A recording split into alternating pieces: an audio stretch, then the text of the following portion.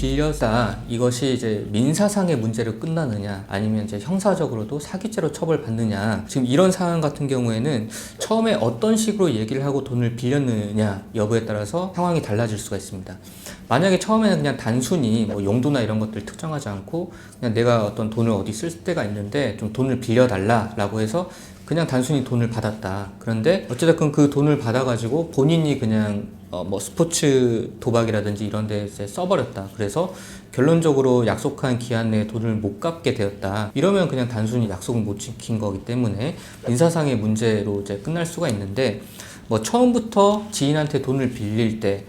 혹은 뭐 이제 투자 명목으로 받으면서 이러이러한 명목으로 돈을 쓰겠다. 그래서 언제까지 돈이 갈 수가 있다라고 어떤 용도와 그 목적을 특정을 해서 얘기를 하고 지인이 그럼 여기에 쓰겠구나 라고 해서 여기에 쓸 목적으로 돈을 빌렸다면, 그런데 그 빌린 목적대로 말한 목적대로 쓰지 않고 본인이 그냥 그 약속을 깨고 도박에다가 이 돈을 썼다면은 그거는 이제 형사상 사기죄가 성립이 돼서 처벌이 될 수도 있는 거죠. 그래서 이런 경우에 따라서도 다르기 때문에 민사상 채무불이행이냐 아니면 형사상 사기죄냐, 이 여부는 우리가 볼 때는 뭐 종이 한 장 차이다라고 볼 수도 있을 만큼 민감한 문제이기 때문에 이런 부분에 대해서도 이제 충분히 전문가가 좀 상담을 미리 해보시는 게 좋을 것 같고, 그리고 이런 문제는 경찰에서 1회 조사를 받기 전에 미리 상담을 하고 좀 전략을 수립을 해야 나중에 이게 기록화가 돼서 번복을 할 수 없는 상황이 되거나 이렇게 됐을 때에 방어를 못하게 되는 부분을 막을 수가 있기 때문에 이런 경우라면은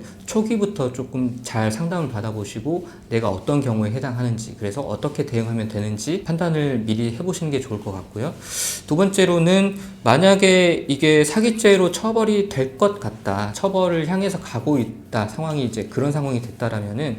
이런 재산 범죄에서는 피해금을 회복했는지 여부가 양형에 있어서는 가장 중요한 요소이기 때문에 일단은 현재 2천만 원 정도는 있는 상황이고 그것에 대해서 이제 회복을 할 수 있는 여력이 있다라면은 일단은 2천만 원에 한해서라도 이제 합의를 하시는 게 중요하고, 이제 상대방이 나는 3천만 원을 안 주면은 합의를 못 해주겠다라고 한다면은 이 합의서 자체도 내용을 자유롭게 쓸 수가 있기 때문에 뭐 일단 2천만 원을 일시 납부하고 나머지는 뭐 분할해서 언제 이렇게 납부를 하겠다 라는 것을 합의서의 내용에 쓰고, 그것을 만약에 이제 공증을 받는다면은 나중에 약속을 안 지켰을 때 피해자가 곧바로 강제 집행을 할 수 있어서 뭐 따로 민사소송을 할 수 없기 때문에 피해자 입장에서도 이런저런 소송 비용을 따지면 더 이득이 될 수가 있습니다. 그래서 이런 부분들을 설득해서 공증을 받아두고 합의서를 작성해서 그 합의서를 형사사건에 제출해서 형사상으로 최대한 유리한 양형이 나오게끔 할 수도 있는 것입니다. 그래서 이런 경우에는 초기 대응이 중요하기 때문에 재산범죄에 관한 경험이 많은 변호사와 상담을 최초에 받아보시기를 추천해 드립니다.